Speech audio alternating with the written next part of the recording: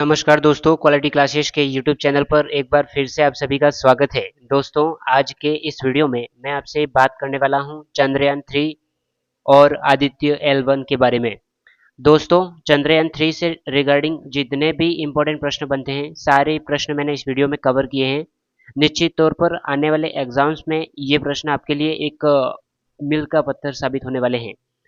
तो चलिए शुरू करते हैं। आज के वीडियो का पहला प्रश्न आपको स्क्रीन पर दिख रहा होगा। आज का पहला प्रश्न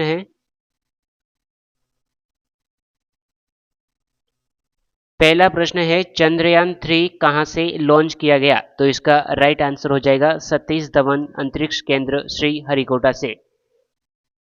दूसरे प्रश्न की ओर बढ़ रहे हैं। दूसरा प्रश्न है, आदित्य L1 कहां से लॉन्च किया गया? तो इसका राइट आंसर हो जाएगा सतीश धवन अंतरिक्ष केंद्र श्री हरिकोटा, यानी चंद्रयान 3 और जो आदित्य L1 है वो दोनों ही श्री हरिकोटा जो अंतरिक्ष केंद्र है सतीश धवन, वहां से लॉन्च किया गया। ठीक है।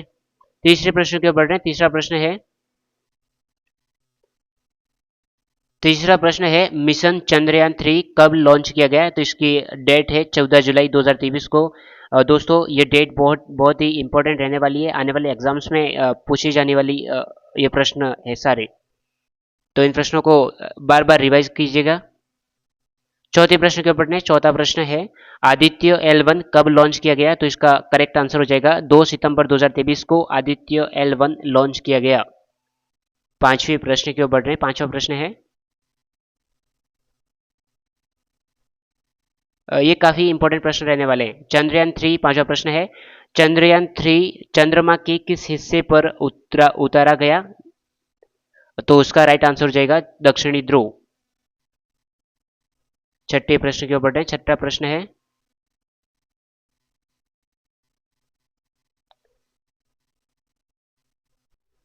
छठा प्रश्न है, आदित्य L1 मिशन को सूर्य पृथ्वी प्रणाली के पास किस ऑर्बिट में स्थापित किया जाएगा? तो इसका राइट आंसर हो जाएगा हेलो ऑर्बिट में। सातवें प्रश्न के ऊपर सातवां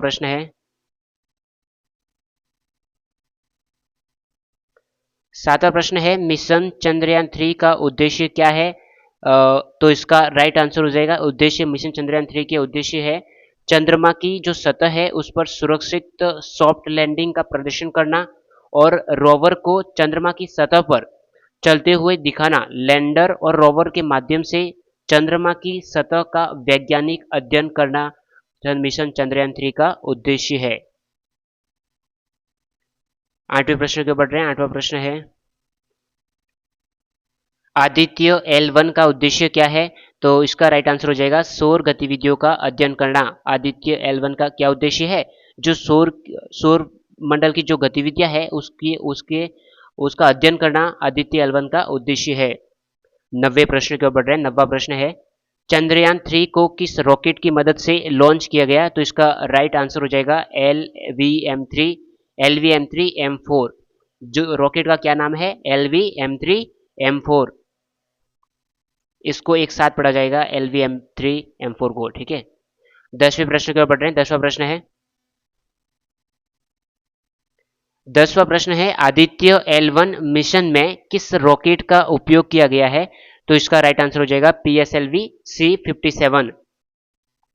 11वें प्रश्न की ओर बढ़ रहे हैं। 11वां प्रश्न है, मिशन चंद्रयान 3 के लैंडर और रोवर का नाम क्या रखा गया है? तो इसका राइट आंसर हो जाएगा विक्रम और प्रज्ञान। दोस्तों, जो लैंडर का नाम क्या है? विक्रम। और जो रोवर है उसका नाम क्या है? प्रज्ञान। उसका प्रज्ञान नाम है। ठीक है। ये दोनों इंपॉर्टेंट नाम है, याद रखने योग्य है परीक्षा की मद्देनजर रखते हुए। 12वें प्रश्न के ऊपर 12वां प्रश्न है, आदित्य L1 में L1 क्या है? जो उसका आदित्य L1 है ना, जो पॉइंट है उस L1 को क्या कहा गया है? तो उसको क्या कहा गया है? लाग्रेंज बिंदु। लाग्रेंज बिंदु क्या कहा गया है? लाग्रेंज बिंदु। 13वें प्रश्न के ऊपर 13वां प्रश्न है, चंद्रयान 3 को दक्षिणी ध्रुव तक पहुंचने में कितने दिन लगे हैं? तो इसका राइट आंसर हो जाएगा 40 दिन। 14वें प्रश्न के ऊपर 14वां प्रश्न है, 14वां प्रश्न है आदित्य L1 को L1 पॉइंट तक पहुंचने में कितना समय लगेगा?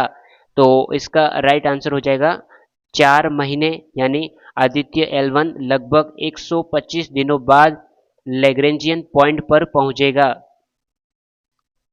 15वें प्रश्न के बढ़ रहे 15वां प्रश्न है चंद्रयान 3 की चंद्रमा की सतह पर कब सफलतापूर्वक लैंड हुआ? तो इसका राइट आंसर हो जाएगा 23 अगस्त 2023 को। 16वां प्रश्न की ओर है। 16वां प्रश्न है पृथ्वी का एकमात्र उपग्रह कौन सा है? तो इसका राइट आंसर हो जाएगा चंद्रमा। नेक्स्ट क्वेश्चन की ओर बढ़ रहे हैं। नेक्स्ट क्वेश्चन है सौरमंडल का जन्मदाता किसे कहा जाता है? तो इसको सूर्य को सौरमंडल का जन्मदाता कहा गया है। 18वें प्रश्न की ओर बढ़ रहे हैं। 18वां प्रश्न है चंद्रमा का प्रकाश पृथ्वी तक पहुंचने में कितना समय लगता है? तो इसका राइट आंसर हो जाएगा 1.3 सेकंड। 19वें प्रश्न की ओर बढ़ रहे हैं। 19वां प्रश्न है सूर्य प्रकाश धरती तक पहुंचने में कितने मिनट लेता है? मतलब यानी कि जो सूर्य का प्रकाश है वह धरती तक पहुंचने में कितने मिनट में पहुंचता है? तो इसका राइट आंसर हो जाएगा 8.3 मिनट में धरती तक पहुंचता है। 20वें प्रश्न की ओर बढ़ रहे हैं। 20वां प्रश्न है चंद्रमा पृथ्वी से कितनी दूर है? तो इसका राइट आंसर हो जाएगा 3,84,400 किलोमीटर चंद्रमा पृथ्वी से दूर है। 21वें प्रश्न की ओर बढ़ रहे हैं। 21वां प्रश्न है सूर्य से पृथ्वी की दूरी कितनी है? तो इसका राइट आंसर हो जाएगा 150.92 मिलियन किलोमीटर। 22वें प्रश्न की ओर बढ़ रहे हैं। 22वां प्रश्न है 22वां प्रश्न है चंद्रमा कितने दिनों में पृथ्वी का एक चक्र पूरा करता है? तो इसका करेक्ट आंसर हो जाएगा 27 दिन 6 घंटे। यह पृथ्वी की परिक्रमा 27 दिन 6 घंटे में पूरा करता है और अपने अक्ष के चारों ओर एक पूरा चक्कर भी 27.3 दिन में लगाता है। 23वें प्रश्न की ओर बढ़ रहे हैं। 23वां प्रश्न है 23वें प्रश्न की ओर बढ़ रहे हैं। 23वां प्रश्न है चंद्रमा एक वर्ष में पृथ्वी के कितने चक्कर काट लेता है? तो इसका राइट आंसर हो जाएगा 13 चक्कर। 24वें प्रश्न की ओर बढ़ रहे हैं। 24वां प्रश्न है चंद्रमा की तरफ कूच करने वाला भारत का पहला अंतरिक्ष यान कौन सा था? तो इसका राइट आंसर हो जाएगा चंद्रयान-1। चंद्रमा की तरफ कूच करने वाला भारत का पहला अंतरिक्ष यान था।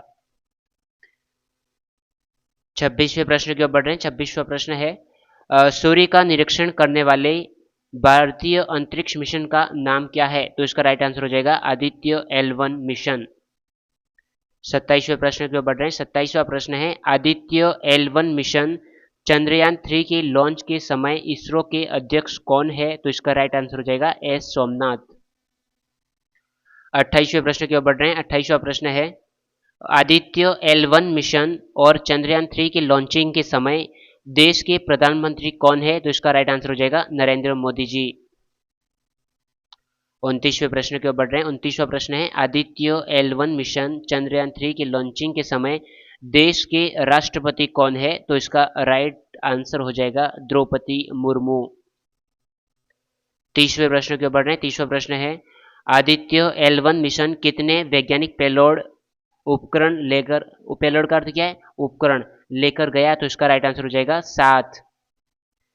आज का अंतिम प्रश्न जो कि 31वां प्रश्न यानी 30वां प्रश्न है 23 अगस्त के भारत देश के ऐतिहासिक दिन को किस रूप में मनाने की घोषणा करी है?